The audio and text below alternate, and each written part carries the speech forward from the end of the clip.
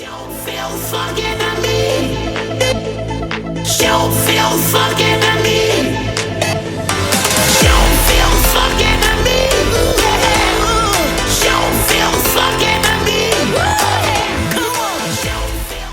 올라 2021년 10월 5일 저녁입니다. 꼬레올레 3화 시작합니다. 저는 하울렛이고요. 저는 패들입니다. 반갑습니다, 페드리님. 아깝습니다. 얼마 만에 녹음하는 거죠? 거의 또 2주 만에 녹음을 하는데, 그 사이에 페드리님이 커밍아웃을 했습니다. 그 블로그에다가 네이버 이제 운영하시는 블로그에다가 이제 팟캐스트 겸 유튜브를 시작한다고 이렇게 말씀을 하셔가지고 블로그 글이 올라왔는데, 사실 저희가 1, 2화까지만 올려놓고 그냥 기다려보자. 홍보를 하지 말고 일단 기다려보자. 이렇게 말을 했는데 1, 2화를 올리고 나서 구독자가 한 명도 없었는데 지금 있는 구독자들은 전부 다 패드리님의 이제 그 커밍아웃을 보고 구독을 해주셨더라고요. 주변에서 뭐 이렇게 개인적으로 연락 오거나 뭐 블로그에 이렇게 댓글 같은 게 반응이 괜찮았나요? 생각보다 좋은 반응을 해주셔서 감사하고 있고요. 그분들의 가장 큰 궁금점은 이제 네, 저는 아니고 네. 도대체 같이 진행하시는 분이 누구냐였습니다. 아, 저에 대해서 궁금해 하시던가요? 그렇죠. 저는 이제 다 아니까 사람들이 저는 관심이 없고 같이 아, 진행하는 분에 대해 관심이 있더라고요. 아, 알려고 하지 마십시오. 별로 이렇게 그렇게 흥미 있는 사람이 아니고 그냥 저는 이쪽 일을 그냥 한번 배우고 싶어서 공부해보고 싶어서 이렇게 하게 됐기 때문에 딱히 이렇게 흥미 있는 사람은 아닐 겁니다. 저희가 이제 리뷰를 어느 정도 좀 쌓아놓고 그다음에 그거에 대해서 얘기를 하고 이렇게 진행을 하는데 레반테전과 그다음에 벤피카 그다음에 아틀레티코 마드리드 세 경기를 리뷰를 하려고 했는데 레반테전은 사실 이제 어 레반테가 못한 것도 너무 많고, 그 다음에 지금 현실이 저희가 좋은 현실이 아니다 보니까 못한 경기에 대해서 좀 전체적으로 씹어 넘어가는 시간을 가져보도록 하겠습니다. 네, 일단 베피카전에서 문제가 많았죠. 이게 레반테전 하고 바로 했잖아요. 네네. 그래서 더 그래 보였던 것도 있는데 네. 일단 가장 큰 문제는 이제 루크 대용이었어요. 그러니까 루크 대용 선수 자체도 물론 문제가 있지만 그걸 우리가 아는 거니까 네네. 못해 당연히 그랬는데 이 루크 대용 기용하는 모습이 네. 레반테전과 비교했을 때도 많이 안 좋아졌어요. 네. 레반테전에서는 약간 그래도 이렇게 상대 센터백이랑 경합을 해주면서 삼각형을 어떻게든 만들려는 모습이 있었는데 그런 모습이 또 안 나오기 시작하더라고요. 역시나. 네. 사실 이런 포 루크 대용의 쓰임새가 의외라고 생각하실 수도 있는데 그냥 최전방에 혼자 있는 게 아니라 오히려 낮은 위치로 내려와 주고 좌우 측면을 지원해 줄 때 선수의 쓰임새가 더 빛나요. 음, 왜냐하면 일단 바르셀로나의 전술 자체가 그 선수 한 명을 아예 배제시켜 놓고 공의 네. 흐름에 관여시키지 않는 거는 생각할 수 없는 일이기 때문에 네네. 어찌 보면 당연한 일이라고 생각할 수 있죠. 네. 그리고 이런 최전방 포워드들이 원래 그 경합이 제일 센 데에서 뛰잖아요, 네네. 페널티 박스면. 그쵸, 그쵸. 그러니까 측면이나 밑으로 내려가면 오히려 다른 선수들보다 더 잘 버텨요. 음, 그래서 연계 능력도 훨씬 좋고 이걸 이제 진짜 잘하는 선수가 이제 뭐 레반도프스키나 벤제마 같은 선수들인 거죠. 음, 네. 레반테전은 이렇게 썼어요. 근데 벤피카전에서는 이렇게 쓸 수가 없었어요. 음, 왜냐면 일단 루크 대 영이 오른쪽으로 빠지려고 해도 오른쪽에 측면 포워드가 없잖아요.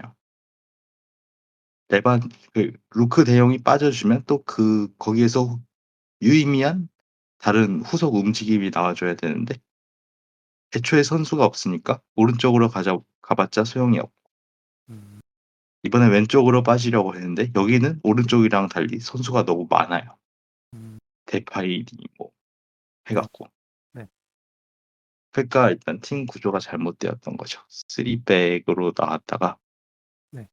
오히려 이른 시간에 골을 먹혀버리고 거기서 여러 가지 꼬이게 된 거죠.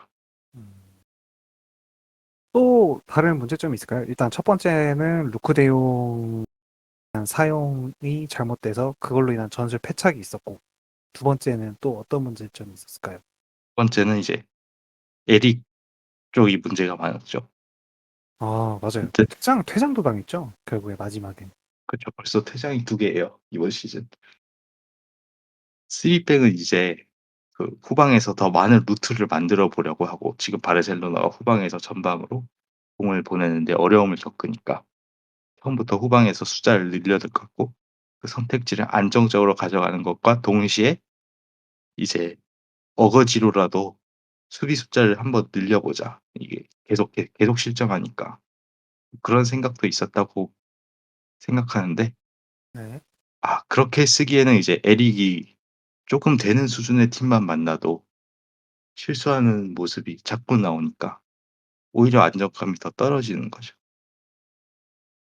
이게 그러니까 에릭 한 네. 명이 못하는 걸로 끝나는 게 아니라 그 수비 대형 자체가 균열이 생기면서 에릭을 지원하러 가주지 않자니 그 첫 번째 골 먹힌 것처럼 수비수라고 전혀 생각이 안 들고 음, 그렇다고 지원을 하러 가면 수비 대형이 깨지는 거죠. 그러니까 선수 하나가 못한다고 선수 하나 못하는 걸로 끝나는 게 아니라 팀 수비 전체가 이제 피해를 입는 거죠. 이게 큰 문제라고 봐요. 그쵸. 일단 수비 상황에 왔을 때 1대1 수비랑 이제 공격이랑 1대1 상황에 놓이게 되면 사실 수비가 대부분 지죠. 공격수 입장에서 선택의 카드가 더 많기 때문에 수비수랑 공격수랑 이제 1대1 상황이 놓이면은 당연히 수비수가 지고, 그리고 결국에 이제 그 벤피카 9번이 에릭 가르시아를 쉽게 이제 돌파해내면서 슈팅을 만들어내서 골을 넣었는데, 근데 그 과정은 제 생각에는 에릭이 조금 더 큰 문제였지 않을까. 이게 뭐라고 해야 되지? 너무 쉽게 벗겨졌다고 해야 되나? 충분히 어떻게 보면은 수비 스킬이 좋은 선수였으면 막을 수 있지 않았나 이런 생각이 드는데, 그래도 뭐 그런 상황까지 일단 오게 만든 게 이제 팀적으로 문제인 거죠. 1대1 에릭이 1대1 상황을 하게끔 만들어진 상황이 문제고, 그 다음에 이제, 어, 에릭이 두 번째로 이제 개인 수비 능력이 떨어져서 먹힌 게 또 두 번째 잘못인 거고. 네. 근데 이거는 사실 에릭 온다고 했을 때 네. 에릭 경기를 보셨던 분들은 다 예상하셨을 거예요. 저, 스페인에서는 아니면 맨체스터 시티에서는. 저는 원래 이제 에릭을 별로 그렇게 좋아하지 않았기 때문에 지금 이런 모습을 보고 있으면서 자꾸 이제 미움의 카드만 자꾸 늘어나고 있습니다. 세 번째 뭐 또 다른 저희 팀의 잘못됐던 점이 있을까요? 사실 이거는 부스케츠 의존증은 이제 네. 항상 말해왔던 거라 또 말씀드리기도 뭐한데 음, 이게 자꾸 부스케츠 한 명이 막히니까 네. 다른 길을 찾으려고 해도 네. 그럴 방법이 없어요, 정말로. 음, 부스케츠 주발을 막고 부스케츠가 편애하는 네. 패스길을 막아 버리니까 네네. 공이 잘 안 돌아가죠. 오히려 부스케츠 패스 성공이 낮아지는 것도 부스케츠가 별로 편애하지 않은 곳으로 패스를 강제하게 만든다고 봐요, 상대팀이. 음, 상대팀이 수비 대형을 짜고 네네. 그다음에 압박 움직임을 할 때 네. 이런 걸 굉장히 의식해서 해요. 음, 부스케츠를 불편하게 하게 하는 걸. 음. 근데 이걸 어떻게 타개해야 할지가 이제 쿠만이 생각해야 할 점이겠죠. 저는 저는 이런 생각이 좀 드는데, 부스케츠의 압박을 못 견뎌서 이제 계속해서 팀이 지고 있는 상황이 이건 이제 쿠만만의 문제가 아니고 그 전에 이제 루초 이후에 모든 감독들이 다 똑같은데, 부스케츠가 부스케츠를 이제 공략의 대상으로 삼은 게 벌써 여러 해잖아요. 저는 이런 상황이면 사실 더 이상 원볼란테로 갈 게 아니고 투볼란테를 좀 해서 부스케츠만으로 빌드업에 이제 루트를 만들 게 아니고 다른 선수가 더 필요하다고 보거든요. 이게 억지로 고집을 피워서 계속 이렇게 원볼란테로 부스케츠한테 모든 걸 다 맡기면 당연히 어느 팀이든 이렇게 부스케츠를 안 노리겠습니까? 저는 좀 사실 쿠만 초기에도 네, 부스케츠를 기용하면서 투볼란테로 쓰려고 했었잖아요. 네네네. 물론 그때 스쿼드 구성이 좀 그래 갖고 그게 얼마 못 가긴 했어요. 근데 아마 그런 생각은 쿠만도 하고 있을 거예요. 특히 바르셀로나도 이제 원래 그렇게 뛰어온 대용이 있으니까 계속 이 기회가 된다면 네, 그런 축구를 하려고 할 텐데 계속 이 지금 쓰리과 그다음 이 원볼란테 약간 이런 거를 고집을 피우는 게 제 생각에는 쿠만이 고집을 피우는 게 아니고 약간 더 윗선에서 뭔가 계속 요구를 하기 때문에 그 요구를 맞춰주기 위해서 어쩔 수 없이 하는 행동이지 않을까 이런 생각이 좀 들기도 해요. 그런 것들을 보면. 그리고 부스케츠를 쓰려면 또 그래야 할 것도 있을 거예요. 음. 그렇다고 부스케츠를 빼자니 그건 진짜 대책이 없고. 벤피카와 꼬마전에서 가장 컸던 문제점은 뭐가 있었을까요? 그러니까 여러 가지 지금 말씀해 주신 세 번째까지 나열을 했지만 가장 큰 원인이라고 볼 수 있는 점이 어떤 게 있을까요? 일단 바르셀로나가 약해진 게 문제죠. 그 스쿼드가. 일단 자체가. 문제가 생기면 네. 뭔가 해결할 수 있 해결하려고 해도 뭔가를 바꿔줄 만한 선수가 없잖아요. 지금 음, 스타트 11에 나오는 선수들이 그냥 그게 최선인 거예요. 근데 그 스타트 11에 나오는 선수들이 이제 막 1 군에 올라오거나 아니면 이제 1 군에 데뷔한 지 뭐 1 년밖에 안 된 선수들. 음, 이러니까 그런 선수들한테는 너무 많은 것을 요구할 수가 없는 노릇이잖아요.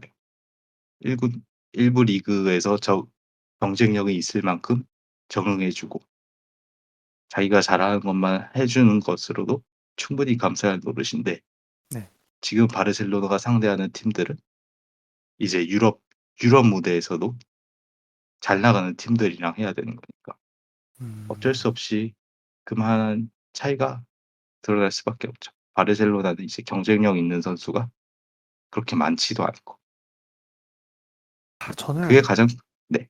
저는 솔직히 말씀드리면 아틀레티코 마드리드와의 경기는 질 거라고 당연히 예상을 했거든요. 근데 벤피카전 패배는 생각보다 이게 충격이 크더라고요. 봤는데 벤피카와의 이제 선수 몇 면을 비교해 봤을 때도 뭐 이변이 있어서 1대0 패배, 2대1 패배 이런 뭐 한 골차 패배는 충분히 있을 거라고 생각은 해요. 물론 상대 홈에서 경기를 했었고 우리 팀 스쿼드도 뭐 좋지 않다고 아까 패드리님 말씀하셨지만 그런 것도 다 이해가 되는데 기본적인 선수 개개인을 비교를 했을 때 벤피카한테 3골차 그것도 무득점으로 지는 정도의 스쿼드인가? 라는 생각을 해보면 그 정도는 아닌 것 같거든요. 사실 선수들의 퀄리티를 보면 이게 초반에 첫 접근법이 지금 잘못된 거지 않나. 이게 결과를 내려면 결국엔 골을 넣어야 되거든요. 그쵸? 경기를 이기든 비기든 골을 넣어야 되는데 지금 보면은 이 두 강팀이라고 하는 이 두 팀 간의 경기에서 유효 슈팅이 없어요. 그냥 슈팅 숫자도 많지가 않은데 일단 슛을 해야 유효 슛이 나오는데 전혀 그런 상황이 안 나오기 때문에 이거 너무 처참합니다. 진짜 두 경기에서 유효 슈팅 0이라는 게. 그래서 근데 저는 네, 듀슈팅 연기라고 해서 네, 그 공격다운 공격이 없었다고 하는 건 아닌 것 같아요. 왜냐하면 네, 분명히 완벽한 샷을 만들게 만들었었거든요. 네, 근데 그게 이제 뭐 골대 밖으로 향하거나 아니면 터치를 개급발로 해 버렸다든가 네, 그러면서 이제 유효 슈팅으로 기록되지 않은 것들이 몇 개 있어요. 실제로 뮌헨전에서도 네, 이렇게 네, 허무하게 찬스를 날려버린 적들이 있었고 네, 네, 이 주범이 일단 루크 대 영이긴 하죠. 네, 네. 그래서 많은 팬분들이 이 선수를 싫어하시는 게 아닌가 해요. 음. 근데 그것들이 들어갔으면 뭐 바뀌었을 수도 있을 텐데 뭐 끝난 건 끝난 거니까요. 이런 불만이 나오는 것도 사실 저도 이해가 돼요. 정리를 하자면 그러면 어떻게 해야 될까요? 그러니까 앞으로 어떻게 해야 좀 이렇게 처참한 경기력을 안 보일까요?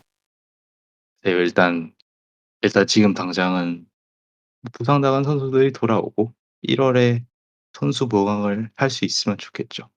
근데 1 월에 선수 보강할 돈이 있으면 음. 왜 진작에 지켜야 할 선수들을 지키지 않았는지 그것도 의문이 가고 일단 시간밖에 답이 없다고 생각해요.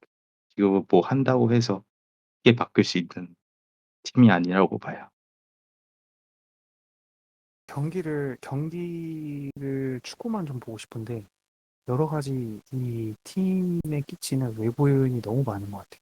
축구 내부적으로만 있는 게 아니고 그러다 보니까 경기를 보는 데 있어서 되게 피로함이 많이 들어요.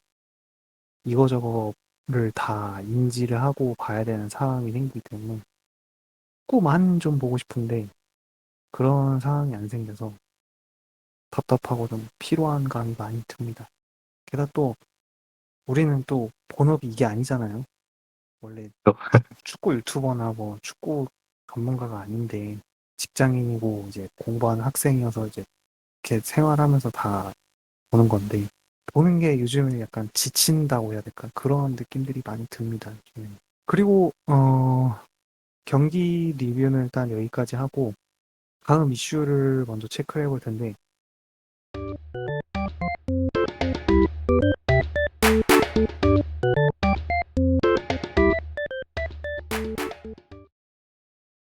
지금 녹음하고 있는 이 시점에 피아니치가 또 입을 한번 또 털었어요.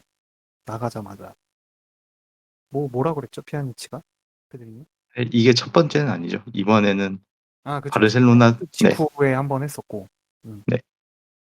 벌써 두 번째인데 네. 이번에도 뭐 "감독이 바뀌면 바르셀로나 더 잘 나갈 것이다." 뭐 이런 뉘앙스의 얘기를 했죠. 아, 그러면 피아니치가 이렇게 얘기했지만 어쨌든 2부의 이야기는 이걸로 해봅시다. 감독이 바뀐다고 해서 과연 바르셀로나가 잘 나갈 수 있을 것인가? 그걸 한번 먼저 얘기를 해보죠. 피아니치의 말은 동의하십니까?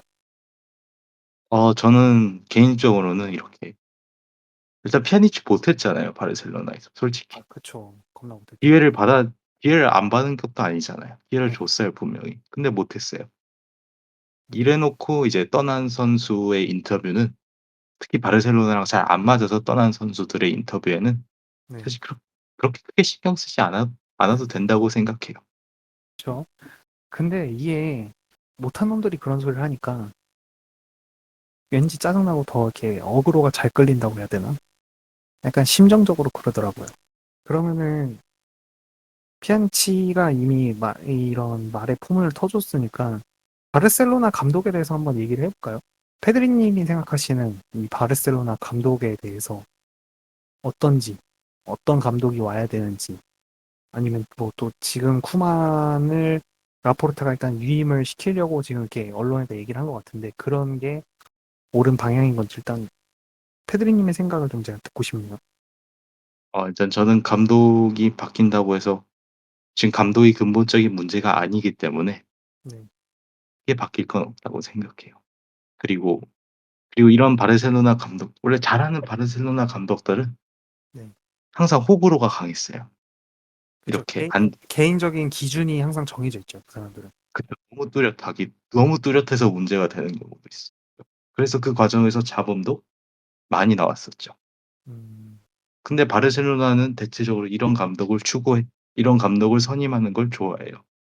왜냐하면 전통적으로 바르셀로나가 추구하는 축구는 매우 이질적이잖아요.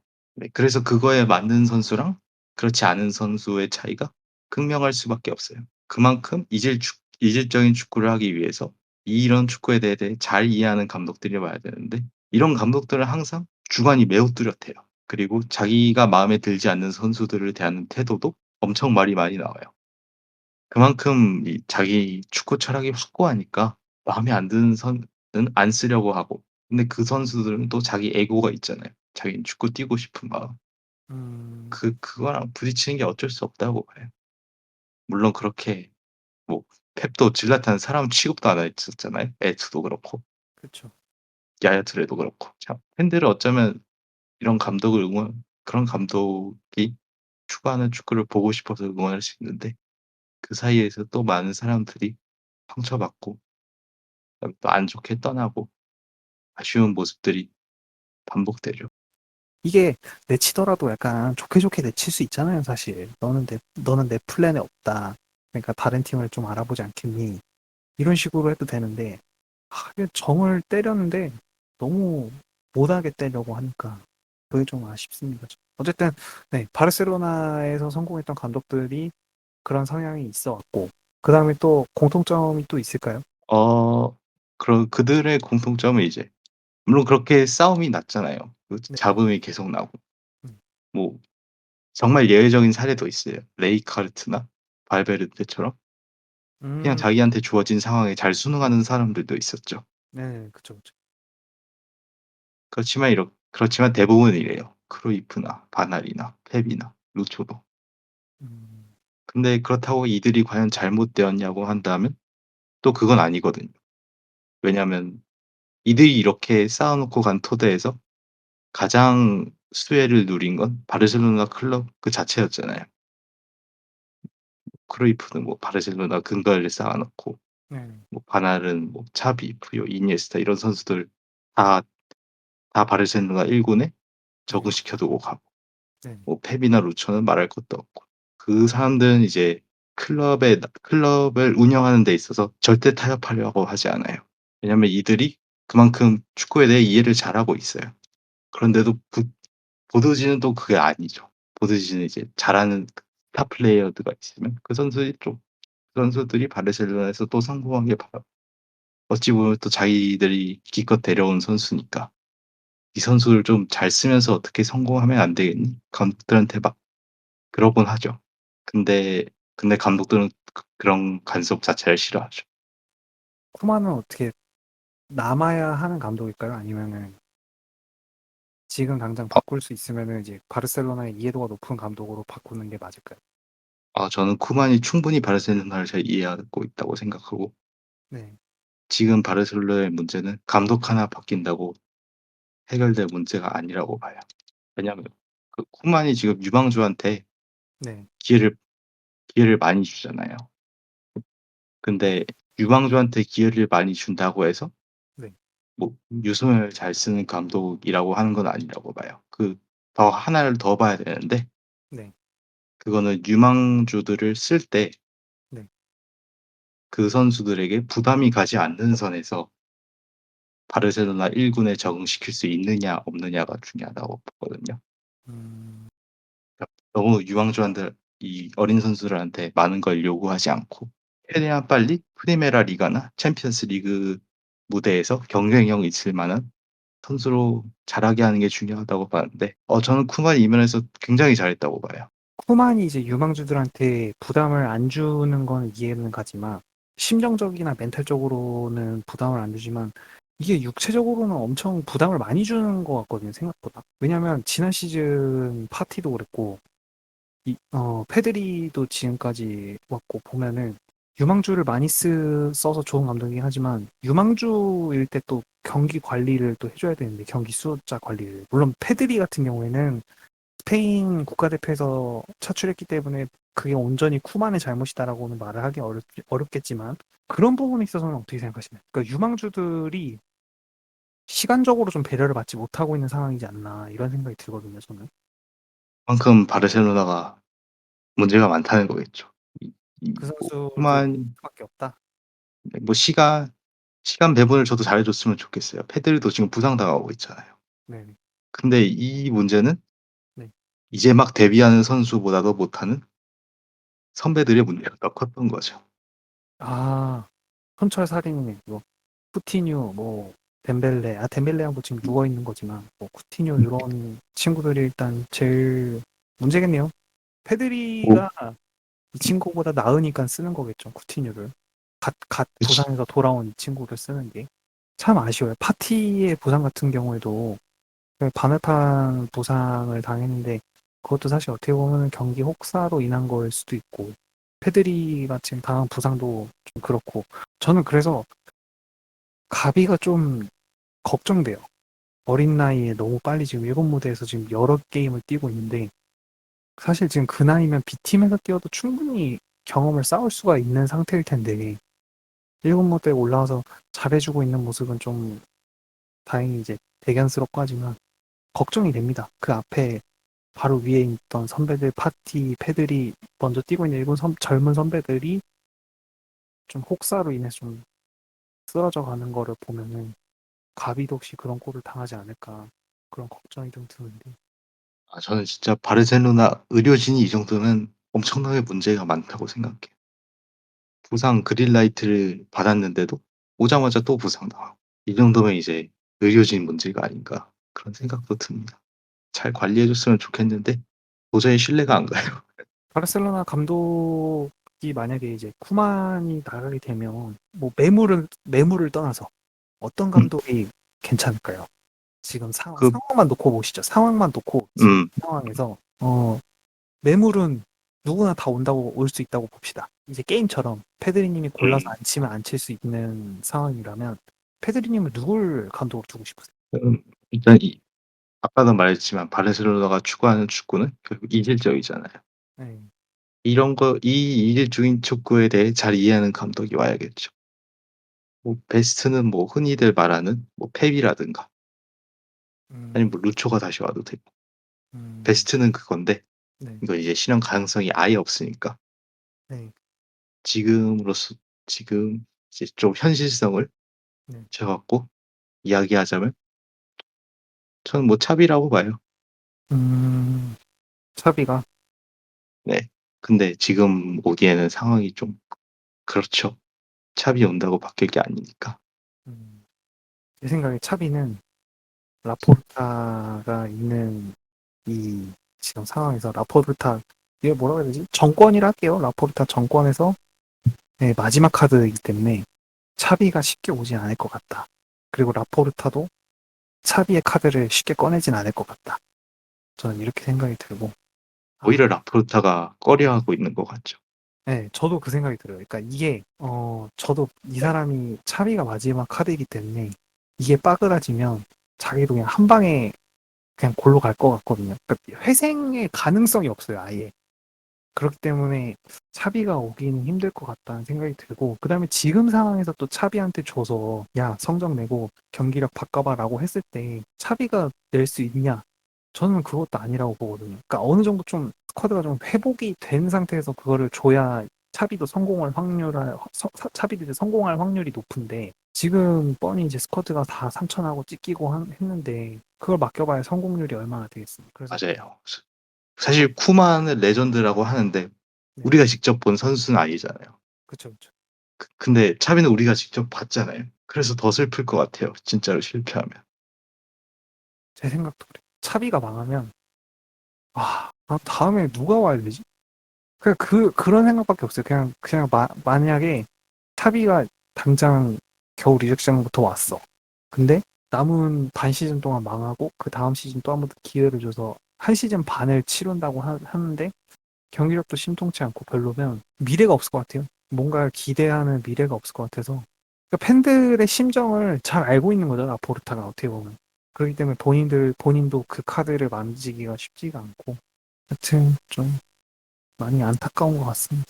다음 경기 일정을 소개해드리면 10월 18일에 발렌시아 경기가 있고 21일에 디나모 키예프 원정이 있고 홈 경기네요 이거는 디나모 키예프 홍역이에요. 네, 홍역이. 24일 마드리드 홈 경기가 또 있는 이게 아, 생각보다 벌써 네. 빡셀 것 같은데 3연전이 진짜 글쎄시골을 하네요. 이제 A매치 그러니까 이게 클럽이 못하니까 네, A매치 기간이 오히려 더 반가워요. 그러네요 진짜로 아, 경기를 떠나서 저희는 언제 다음 녹화를 할까요? 아마 엘 클라시코쯤 되지 않을까요? 엘 클라시코 전에 하는 게 나을까요? 끝나고 하는 게 낫겠지? 그래야 좀 이야깃거리도 풍성하지 않을까. 그런 생각이 좀 드네요. 오늘 녹음은 여기까지 하겠습니다. 감사합니다. 수고하셨습니다.